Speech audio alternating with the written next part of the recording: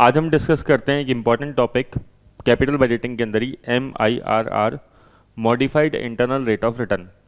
थोड़ा सा कम जानते हैं स्टूडेंट्स इसके बारे में, टॉपिक के बारे में। देखिए, हम लोगों ने लास्ट क्लास में पढ़ा था एक हिडन अजम्पशन होती है IRR मेथड के अंदर कि जो भी बीच बीच में जो कैश फ्लोज मिल रहे हैं उसको री इन्वेस्ट किस रेट पे किया होगा, IRR पे ही री इन्वेस्ट किया होगा। ये अजम्पशन लेता है IRR मेथड। लेकिन आप बताइए स्टूडेंट, ये जो बीच बीच में कैश फ्लो मिल रहे हैं क्या रियलिटी में ये IRR पे ही री इन्वेस्ट होते होंगे? ऐसा ज़रूरी नहीं है। IRR तो नॉर्मली कॉस्ट ऑफ कैपिटल से ज़्यादा होती है, तभी तो NPV हायर आती है और तभी तो हम उस प्रोजेक्ट को एक्सेप्ट करते हैं कि कॉस्ट ऑफ कैपिटल मान लो 8 है तो IRR 10 है, तभी तो हम प्रोजेक्ट को एक्सेप्ट करेंगे। बट ये अजम्पशन कितना ठीक है कि जो भी कैश फ्लो मिल रहा है वो आप केवल हायर रेट पे री इन्वेस्ट करोगे, मतलब IRR पे ही री इन्वेस्ट करोगे?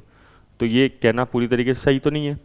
तो इसलिए एक मॉडिफाइड IRR जो है वो MIRR वो बोलता है कि ये अजम्पशन जो है कि आप जो कैश फ्लोज को जो बीच बीच में मिल रहे हैं उसको IRR पे ही री इन्वेस्ट करोगे, ये एक ओवरवेलमिंग अजम्पशन है, मतलब एग्जाग्रेटेड अजम्पशन है। तो इसलिए हम क्या करते हैं इसके अंदर, यहाँ पे MIRR बोलता है कि आप ऐसा अज्यूम करो कि ये जो बीच बीच में कैश फ्लो मिल रहे हैं इसको IRR की जगह हम कॉस्ट ऑफ कैपिटल पे री इन्वेस्ट कर रहे हैं। इंपॉर्टेंट पॉइंट है। MIRR क्या बोलता है कि इंटरमीडिएट कैश फ्लो किस पे री इन्वेस्ट करें, कॉस्ट ऑफ कैपिटल पे। और फिर आप दोबारा IRR कैलकुलेट करो, क्योंकि पहले IRR के हिसाब से तो अजम्पशन अलग थी, तो IRR थोड़ा ज़्यादा आ रहा था, अब ऑब्वियसली IRR कम आएगा।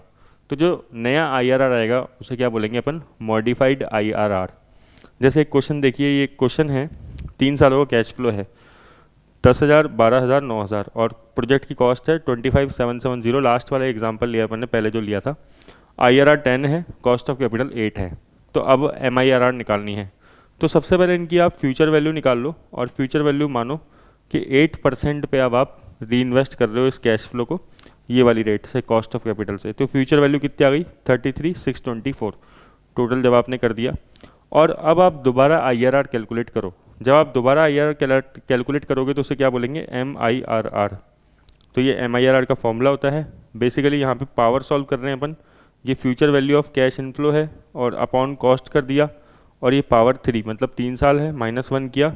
पावर सॉल्व करोगे तो आप 9.27 आएगा। अब आप देख सकते हो स्टूडेंट बिल्कुल ध्यान से, अगर आप कैलकुलेशन पे नहीं जाओ, कॉन्सेप्ट पे जाओ, कि कॉस्ट ऑफ कैपिटल 8 थी, IRR 10 थी, लेकिन MIRR कितनी आई है, 9.27। MIRR हमेशा जो है कॉस्ट IRR से जो है वो कम आती है। क्यों? क्योंकि हम री इन्वेस्टमेंट अजम्पशन यहाँ पे चेंज कर देते हैं, इसलिए।